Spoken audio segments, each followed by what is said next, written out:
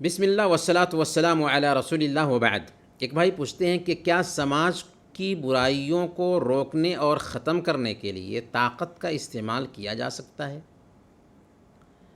سماج میں جو برائیاں ہوتی ہیں ان برائیوں کو روکنا ضروری ہے، اور بحیثیت مسلمان یہ ہماری ذمہ داری ہے۔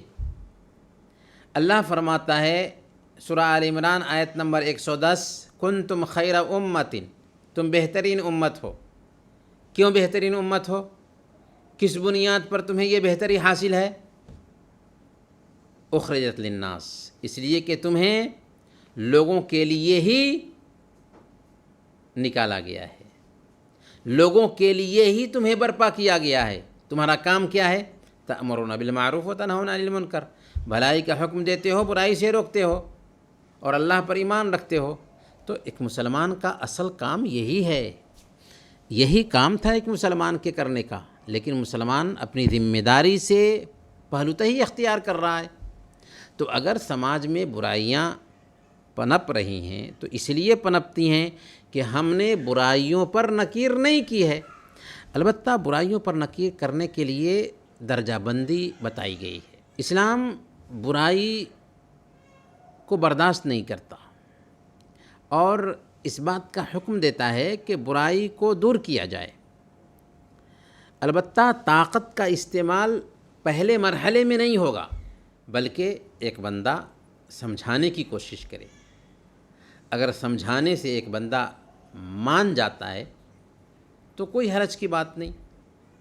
اگر سمجھانے سے نہیں مانتا ہے اور طاقت کا استعمال کیا جا سکتا ہو اور فتنہ کا بھی ڈر نہیں ہے تو ایسی جگہ پر طاقت کا استعمال کرنا جائز ہوگا، بشرطے کہ فتنہ کا ڈر نہ ہو۔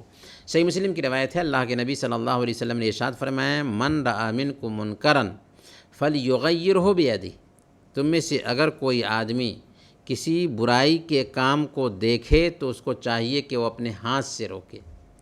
فَإِن لَمْ يَسْتَطِعْ فَبِلِسَانِهِ، اگر ہاتھ سے روکنے کی طاقت نہیں ہے تو زبان سے روکے۔ فَإِن لَمْ يَسْتَطِعْ فَبِقَلْبِهِ، اگر زبان سے بھی روکنے کی طاقت نہیں ہے تو دل میں برا سمجھے۔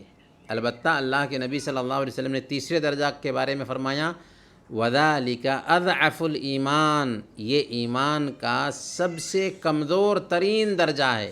ایمان کا سب سے کمزور ترین درجہ یہ ہے کہ ایک بندہ دل میں کسی برائی کو برا سمجھے۔ اگر کوئی دل میں بھی برائی کو برا نہیں سمجھتا ہے تو یہ تو ایمان کے لیے خطرے کی گھنٹی ہے۔ اللہ تعالی ہم سب کو برائی کو مٹانے کی توفیق عطا فرمائے، آمین یا رب العالمین۔ وصلی اللہ علی نبینا محمد وعلی آلہ وصحبہ اجمعین۔